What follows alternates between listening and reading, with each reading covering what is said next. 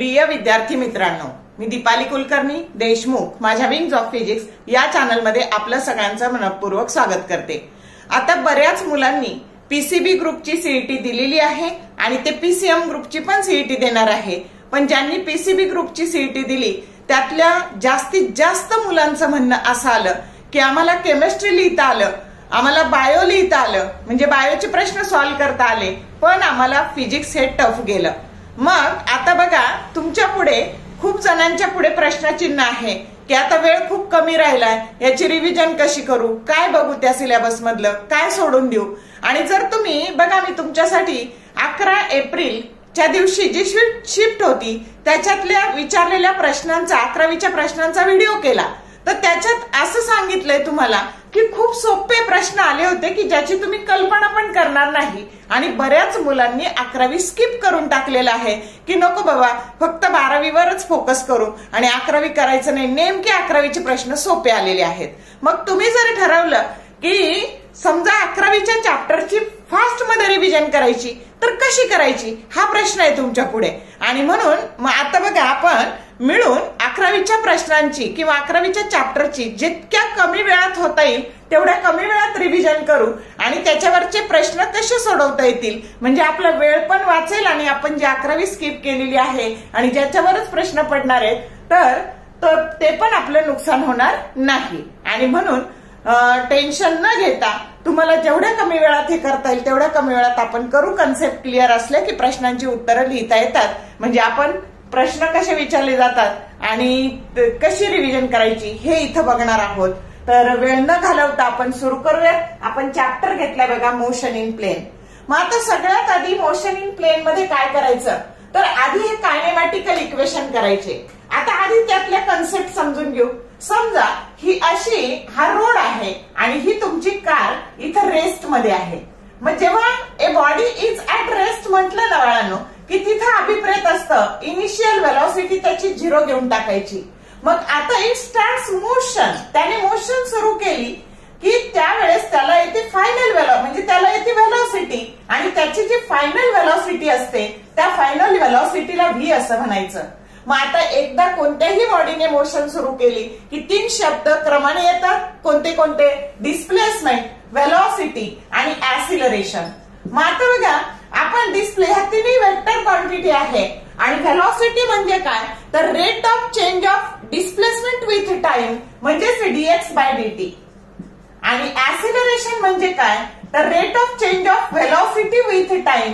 आणि म्हणून एकदा बॉडीला त्याची मोशन सुरू झाली की त्याला एक्स आलं, त्याने जे अंतर काढलं टी इतक्या वेळात त्याला डिस्प्लेसमेंट असं म्हणायचं। त्याची इनिशियल व्हेलॉसिटी यू असते, फायनल व्हेलॉसिटी व्ही असते, आणि जेव्हा व्हेलॉसिटी बदलते तेव्हा ऍसिलरेशन येतं, आणि ह्या एक्सलाच आपण एस असं पण म्हणतो। डिस्प्लेसमेंटला एक्स ऐवजी कायनेमॅटिकल इक्वेशन वापरताना त्याला आपण वेक्टर एस असं म्हणतो। आणि मग या टर्म एकदा तुम्हाला कळल्या की याच्यावर काही पण प्रॉब्लेम आला तरी तो आपल्याला सोडवता येतो। मग इथे बघा, व्ही म्हणजे फायनल व्हेलॉसिटी, यू म्हणजे इनिशियल व्हेलॉसिटी, वेक्टर ए म्हणजे ऍसिलरेशन, आणि टी म्हणजे त्याला तिथून तिथपर्यंत जाण्यासाठी लागलेला वेळ। या फॉर्म्युल्यावर प्रॉब्लेम आलेला आहे 11 एप्रिलच्या शिफ्ट मध्ये, समजलं का? मग आता बघा, इथे तुम्हाला हे जर डिस्प्लेसमेंट काढायला आलं तर वेक्टर एस बरोबर vector UT plus half eighty square, समजलं? हा फॉर्म्युला वापरायचा। त्याच्यानंतर फायनल व्हेलॉसिटी, जेव्हा तुम्हाला टाइम दिलेला असतो आणि फायनल व्हेलॉसिटी विचारलेली असते तर पहिलं कायनेमॅटिकल इक्वेशन वापरायचं, आणि जेव्हा डिस्प्लेसमेंट दिलेलं असतं आणि फायनल व्हेलॉसिटी काढायची असते तेव्हा तिसरं कायनेमॅटिकल इक्वेशन वापरायचं, V square that is equal to u square plus twice s. समजले का? आता न्यूटनच्या second law of motion F बरोबर एमए याच्यावर पण न्यूमरिकल आलेलं आहे 11 एप्रिलच्या शिफ्ट मध्ये, म्हणून हा फॉर्म्युला लक्षात ठेवा। त्याच्यानंतर व्हेलॉसिटी टाइम ग्राफ। आता व्हेलॉसिटी टाइम ग्राफ मध्ये थेरी प्रश्न विचारला जाऊ शकतो की व्हेलॉसिटी टाइम ग्राफ मध्ये एरिया अंडर द कर्व, म्हणजे हा एरिया आणि हा एरिया तुम्हाला काय देतो, तर डिस्प्लेसमेंट देतो। Area under the curve that gives you displacement, ते काय देतं, डिस्प्लेसमेंट देतं। ही झाली एक केस। आणि व्हेलॉसिटी टाइम ग्राफ मध्ये हा जो स्लोप असतो ना, तर तो स्लोप आता बघा डिफरन्स इन वाय कोऑर्डिनेट म्हणजे व्हेलॉसिटीतला फरक आणि डिफरन्स इन एक्स कोऑर्डिनेट म्हणजेच टाइम मधला फरक. तर आता तुम्हाला माहितीये की velocity upon time that is nothing but बघा rate of change of velocity with time that is nothing but dv by dt that is nothing but acceleration. म्हणजे याच्यामधला स्लोप हा तुम्हाला काय देतो तर ऍसिलरेशन देतो. असा पण प्रश्न येऊ शकतो. कळलं? व्हेलॉसिटी टाइम ग्राफ मध्ये एरिया अंडर द कर्व हा एरिया आणि हा एरिया हा सगळा एरिया हा तुम्हाला झालेलं डिस्प्लेसमेंट देतो आणि त्याच ग्राफचा स्लोप तुम्हाला काय देतो तुम्हाला ऍसिलरेशन देतो. असाही प्रश्न तुम्हाला येऊ शकतो. आता बघा बरं किती वेळ लागला ह्या सगळ्याला. 5 ते 10 मिनिटात झालं का नाही हे सगळं. आता आपण येऊ प्रोजेक्टाईल मोशन कडे. आता मोशन इन प्लेन. आता मोशन इन प्लेन हे 2 डायमेन्शनल मोशन आहे आणि मग जेव्हा असा एखादा ऑब्जेक्ट तुम्ही काहीतरी व्हेलॉसिटीने इथं फेकता त्याची इनिशियल व्हेलॉसिटी u आहे आणि तो ह्या हॉरिझॉन्टलशी काहीतरी अँगल तयार करतो आणि याला म्हणायचं त्या ऑब्जेक्टला म्हणायचं प्रोजेक्टाईल. काय म्हणायचं? प्रोजेक्टाईल. आता आपल्याला फार खोलमध्ये जायचं नाही. जे आपल्याला लागणार आहे ना बाळांनो तेवढंच घ्यायचं. तेवढेच फॉर्म्युले लक्षात ठेवायचे. आले लक्षात? आणि त्याचा उपयोग कसा करायचा किंवा याच्यावर काय काय प्रश्न विचारले जाऊ शकतात ते आपण बघूयात. मग आता बघा हा असा ऑब्जेक्ट फेकला मग तो इथे पोहोचला की ती त्याची हे अंतर त्याची मॅक्सिमम हाईट असते. काय असते? मॅक्सिमम हाईट असते. आणि तो इथून निघून परत त्याच प्लेन मध्ये आला की ही जी आडवी रेंज आहे त्याला म्हणायचं हॉरिझॉन्टल रेंज. ही काय आहे? हाईट आणि ही काय आहे? रेंज. समजलं? आणि इथून इथपर्यंत तो गेला ना की त्याला म्हणायचं टाइम ऑफ असेंट. काय म्हणायचं त्याला? Time of ascent. आणि इथून इथं गेला की त्याला म्हणायचं टाइम ऑफ डिसेंट. कळलं का? आपल्या दृष्टीने हे सगळे फॉर्म्युले महत्वाचे आहेत. मग आता टाइम ऑफ असेंट आणि टाइम ऑफ डिसेंट हा सारखाच असतो आणि म्हणून तो असतो बघा u साइन थिटा अपॉन जी. काय लक्षात ठेवायचं? u साइन थिटा अपॉन जी. इथून इथपर्यंतचा वेळ आणि इथून इथपर्यंतचा वेळ आणि इथून इथपर्यंत पोहोचायला लागलेला वेळ त्याला म्हणायचं टाइम ऑफ फ्लाइट. काय म्हणायचं? Time of flight. मग आता याची दुप्पट करावी लागणार की नाही? हे आणि हे त्याचे ऍडिशन करा नाही तर 2 ने मल्टिप्लाय करा. मग आता दॅट इज इक्वल टू हा time of 2 into time of ascent and that is equal to 2 into time of descent. आणि मग याचा फॉर्म्युला आला बघा therefore T that is equal to याला फक्त 2 ने गुणायचं twice u sine theta upon g. हा झाला टाइम ऑफ फ्लाइटचा फॉर्म्युला. समजलं का? आता दुसरा फॉर्म्युला घेऊ आपण. आता तो घेऊ हाईटचा. काय घेऊ? हाईटचा. आता हाईट मध्ये काय करायचं तर u घ्यायचं आणि साइन थिटा घ्यायचा. हे असंच लिहून घ्यायचं आणि खाली आता हाईट आहे ना मग इथं u स्क्वेअर म्हणायचं आणि साइन स्क्वेअर म्हणायचं. 2दा पॉवर घेतली म्हणून खाली 2g म्हणायचं. कळलं कसा लक्षात ठेवायचा फॉर्म्युला? काय बघा हे लिहून घ्यायचं. इथलं u साइन थिटा लिहून घ्यायचं. याच्या डोक्यावर स्क्वेअर करायचा याच्या डोक्यावर स्क्वेअर करायचा आणि 2दा स्क्वेअर केला म्हणून खाली 2g लावायचं. समजलं का? हाईटचा फॉर्म्युला कसा तयार केला ते. आणि आता मग हा झाला हाईटचा फॉर्म्युला. आणि आता रेंजचा फॉर्म्युला घ्यायचा. आता रेंजचा घेताना काय घ्यायचं तर एकदाच घ्यायचं हे u स्क्वेअर आणि हे साइन स्क्वेअर जे होतं ना ते पुढे लिहायचं. साइन 2 थिटा लिहायचं. आडवं झालंय ते. आलं लक्षात? म्हणजे एकदाच. आणि इथे एकदाच आहे म्हणून इथे लिहायचं जी. एकदाच स्क्वेअर आहे डोक्यावर एकच पॉवर आहे म्हणून इथे जी लिहायचं. कळलं कसं लक्षात ठेवायचं ते? या ट्रिकने फॉर्म्युला लक्षात ठेवा. आता रिलेशन काय असतं बघा. याच्यामध्ये जे रिलेशन असतं ना ते रिलेशन असतं हाईट आणि रेंज याच्यामध्ये रिलेशन असतं आर मॅक्स. बघा हे आर मॅक्स. आता ही रेंज मॅक्सिमम कधी असते त्याच्यावर पण प्रश्न असतो. आता ही रेंज मॅक्सिमम कधी असणार आहे तर हा अँगल इथे साइन अँगल आहे आणि हा अँगल मॅक्सिमम असल्यावर आपल्याला माहितीये साइन 90 डिग्री मॅक्सिमम असतो आणि म्हणून sine 2 theta that is equal to sine 90 degree आणि म्हणून 2 थिटा बरोबर 90 आणि थिटा बरोबर 45 डिग्री. कळलं का? म्हणजे तुमचा हा प्रोजेक्टाईल हे आडवं अंतर जास्तीत जास्त कधी जाईल तर हा थिटा किती असल्यावर तर तो 45 डिग्री असल्यावर. समजलं? आणि म्हणून याची किंमत जर 1 टाकली तर R max that is equal to u square by g हा एक फॉर्म्युला मिळाला. आणि अजून एक एमसीक्यू तयार झाला की रेंज ही मॅक्सिमम कधी असते, तर रेंज ही मॅक्सिमम थीटा म्हणजे हा जो अँगल आहे, अँगल ऑफ प्रोजेक्शन हा 45 डिग्री असल्यावर ही रेंज मॅक्सिमम असते. इतका सोपा एमसीक्यू सुद्धा तुम्हाला येऊ शकतो. त्याच्यानंतर तुम्हाला एच मॅक्स आणि आर मॅक्स याच्यामधलं पण रिलेशन येऊ शकतं.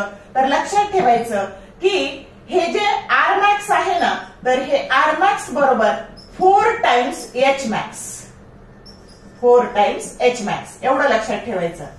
म्हणजे काय, तर हे जर 80 असेल ना बाळांनो, हे 80 असेल, ही रेंज 80 मीटर असेल, तर एच मॅक्स जर काढायला आली ना तर त्याला 4 ने भागायचं.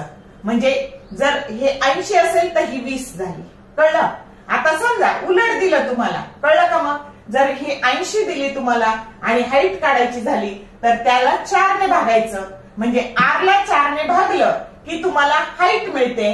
आणि जर समजा तुम्हाला हाईट दिली आणि रेंज विचारली तर त्याला 4 ने गुणायचं. समजलं का? आता समजा हे 20 दिलं तर हे 80 येणार आहे, हे 25 दिलं हे 100 येणार आहे. समजलं? हाईट 25 दिली तर रेंज काय येणार आहे? 100. मग मीटर असेल, सेंटीमीटर असेल. कळलं का हे रिलेशन? मग असा जर प्रॉब्लेम आला तर एका मिनिटात सोडवता येईल का? नाही. तोंडी लक्षात ठेवायचं की हाईट दिली, रेंज विचारली, त्याला 4 ने मल्टिप्लाय करायचं. आणि रेंज दिली, हाईट विचारली, त्याला 4 ने डिवाइड करायचं. एवढं सोपं आहे. आता तिथे काही कॉम्प्लिमेंटरी अँगल असतात बघा. तर रेंज जी आहे ना ती 2 साठी सारखी असते. एक थीटा आणि दुसरं 90 मायनस थीटा. कळलं? म्हणजे जर समजा इथं 10 डिग्रीला जी रेंज आहे ना 10, तर ती आता हा थीटा बरोबर 10 आहे आणि 90 वजा 10 म्हणजेच ती 80 ला. आलं का लक्षात? म्हणजे कोणत्या कोणत्या जोड्या येतील, तर 10 ला आणि 80 ला रेंज सारखीच असणार आहे. समजलं का? मग हा झाला अँगल 10 डिग्री आणि हा असा 80, ही रेंज सारखीच असणार आहे, ही रेंज. समजलं? तशी 20 ला आणि 70 ला सारखी असणार आहे. म्हणजे थोडक्यात या दोन्हींची बेरीज 90 झाली पाहिजे. समजतंय? 30 ला आणि आता बघा 90 मधून वजा केले 60 ला रेंज सारखीच असणार. 40 ला आणि 50 ला रेंज सारखीच असणार आहे. 45 ला आणि 45 ला रेंज मॅक्सिमम असणार आहे. आलं का लक्षात? तर या पद्धतीने या सगळ्या अशा जोड्या आहेत. आता उलटही गेलात तुम्ही, 50 केलं तर इकडे 40 येणार आहे. समजते? 60 केलं तर 30 येणार आहे. म्हणजे तुम्हाला फक्त एवढ्या 4च व्हॅल्यू लक्षात ठेवायच्या की रेंज कुणाकुणासाठी सेम असते. 10 डिग्री अँगलला जी असेल तीच 80 ला असणार, 20 ला जी असते ती 70 ला असणार, 30 ला असते ती 60 ला असणार, 40 ला असते ती 50 ला असणार. समजलं का? सोपं लक्षात ठेवायचं. थीटा आणि 90 मायनस थीटा याच्यासाठी रेंज ही सेम असते. बघा बरं, ह्या चॅप्टरची रिव्हिजन करायला आतापर्यंत किती वेळ गेला आपला? काहीच नाही. आता आपल्याला पाहायचंय सर्क्युलर मोशन की ज्याच्यामध्ये रोटेशनल डायनॅमिक्सची सुद्धा आपली काय होणार आहे? प्रॅक्टिस होणार आहे. तर आता आपण ही युनिफॉर्म सर्क्युलर मोशनची कन्सेप्ट बघू आणि ती तुम्हाला रोटेशनल डायनॅमिक्स मध्ये पण सेम आहे. म्हणजे इथे 5-10 मिनिटाचा अभ्यास केला तर रोटेशनल डायनॅमिक्सचा सुद्धा बराचसा भाग इथं कव्हर होणार आहे. मग युनिफॉर्म सर्क्युलर मोशन मध्ये काय असतं, तर तुम्हाला माहितीये की जेव्हा एक motion of an object along the circumference of a circle with constant speed. तर बघा ही रेडियस आहे आणि हा जो स्पीड आहे, आता आपण इथून त्याला फेकलं तर त्याची व्हेलॉसिटी, इथून फेकलं तर व्हेलॉसिटी बदलत जाणार आहे. आणि लिनियर व्हेलॉसिटी ही नेहमी टँजेन्शियल असते. रॅडियल ऍसिलरेशन हे असतं AR, ज्याचं AR that is equal to minus R omega square असतं. पण आपल्याला मॅग्निट्यूड घ्यायचं नेहमी इथे, तर AR बरोबर R ओमेगा स्क्वेअर. म्हणजे हे जे ऍसिलरेशन आहे हे रॅडियल ऍसिलरेशन आहे आणि त्याचा फॉर्म्युला R ओमेगा स्क्वेअर आहे. याचे वेगवेगळे फॉर्म पण आपल्याला पाहायचे. मग आता बघा, तर सगळ्यात आधी लक्षात घ्या युसीएम कशाला म्हणायचं? Motion of an object along the circumference of a circle with constant speed. बघा आता तुम्ही इथून घेतलं तर ही व्हेलॉसिटीचे डायरेक्शन बदलत जाणार आहे सगळ्या ठिकाणी. पण त्याचं हे जे मॅग्निट्यूड आहे म्हणजे लिनियर स्पीड काय असतो? व्ही कॉन्स्टंट असतो आणि व्ही बरोबर R ओमेगा आहे. मग रेडियस जर कॉन्स्टंट आहे, ही R आहे, रेडियस जर कॉन्स्टंट आहे तर ओमेगा सुद्धा कॉन्स्टंट आहे. आणि म्हणून कॉन्स्टंट आले लक्षात. म्हणजे युनिफॉर्म सर्क्युलर मोशन मध्ये व्ही आणि ओमेगा दोन्ही पण कॉन्स्टंट असतात. आलं लक्षात. आता रॅडियल ऍसिलरेशन आणि इथं जे असतं हे टँजेन्शियल ऍसिलरेशन असतं. आलं का लक्षात. आणि लिनियर व्हेलॉसिटी ही नेहमी टँजेन्शियल असती आणि हे जे लिनियर ऍसिलरेशन आहे हे रॅडियल असतं. समजलं का. आणि ह्या दोन्हीतला जो अँगल आहे तो 90 डिग्री असतो. म्हणजे हे व्ही आणि ए यातला अँगल 90 डिग्री असतो. मग आता बघा याचे वेगवेगळे फॉर्म. आता ह्या ओमेगाची किंमत जर तुम्ही व्ही बाय आर टाकली तर r V square by r square आणि इथे अजून एक फॉर्म्युला मिळाला तुम्हाला व्ही स्क्वेअर बाय आर. बघा 11 एप्रिल 2025 त्याच्या दिवशी ह्याच्यावर सेंट्रीपेटल ऍसिलरेशन, ह्या ऍसिलरेशनला linear acceleration, centripetal acceleration, radial acceleration असं म्हणतात. कोणत्याही नावाने काढायला विचारलं तर हा एक फॉर्म्युला आणि तुम्हाला व्ही इंटू ओमेगा हा एक फॉर्म्युला, असे 3 फॉर्म्युले लक्षात ठेवा. कशावरही येऊ शकतं. इतका सोपा प्रॉब्लेम आलेला आहे बघा. कळलं पाहिजे तुम्हाला की व्ही म्हणजे काय, आर म्हणजे काय, ओमेगा म्हणजे काय. ओमेगा हा अँग्युलर स्पीड आहे. समजलं. आणि आता बघा सेंट्रीपेटल फोर्स हे काय आहे. सेंट्रीपेटल ऍसिलरेशन. सेंट्रीपेटल ऍसिलरेशन. आणि आता सेंट्रीपेटल फोर्स. मग आता हा जो पार्टिकल फिरतोय ना त्याचं मास m आहे आणि तुम्हाला माहिती F बरोबर मास इंटू ऍसिलरेशन. आणि म्हणून सेंट्रीपेटल फोर्स घेताना तुम्हाला फक्त या सगळ्या फॉर्म्युल्यांना m लावायचा आहे. समजलं. m r omega square, m v square bye r आणि m v ओमेगा. कळलं का. मग किती सोपं आहे.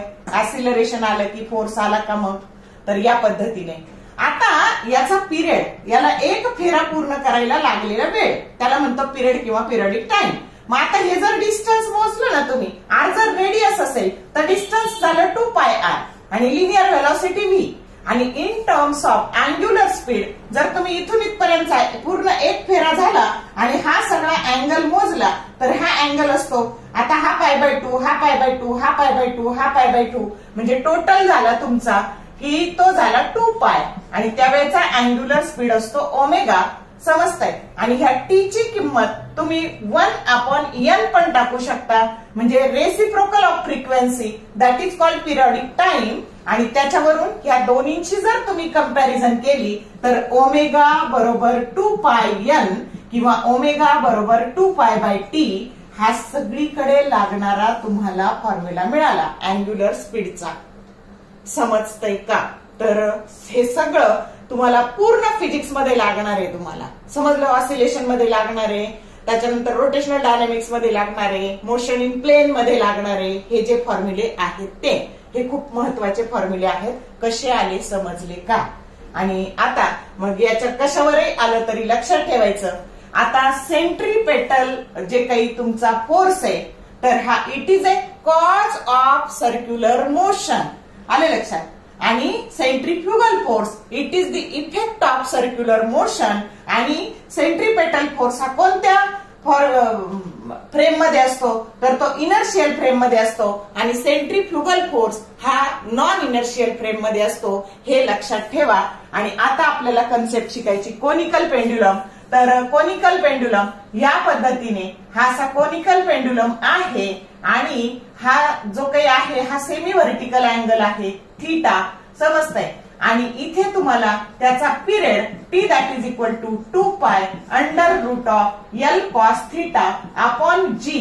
आणि यालाच आपल्याला असं लिहिता येतं T that is equal to 2π √H/g. आणि इथे tan θ जो आहे तो tan θ that is equal to v square by rg या फॉर्म्युल्याने आपल्याला मिळतो. तर कोनिकल पेंड्युलम मध्ये हे तिन्ही फॉर्म्युले लक्षात ठेवा. आलं का लक्षात. तर या पद्धतीने आपल्याला एवढ्या शार्ट मध्ये या मोशन इन प्लेनची रिव्हिजन करता येते. समजलं का. तर तुमचा वेळ वाचण्याकरता हे व्हेरी क्विक रिव्हिजन ह्या चॅप्टरची बनवलेली आहे. कारण प्रश्नच तसे पडलेले आहेत सोपे सोपे. आणि म्हणून तुमचा मार्क जाऊ नये, तुमचे मार्क्स जाऊ नये त्याच्यासाठी हा मी प्रयत्न केलेला आहे. तर ओव्हर थिंकिंग न करता काय करू कुठून करू असं न करता घ्या हेन लागा अभ्यासाला. बघा तासाभरात चॅप्टर तुमचा सगळा होऊन जाईल. शिवाय त्याच्यात रोटेशनल डायनॅमिक्सचा अर्धा भाग होईल.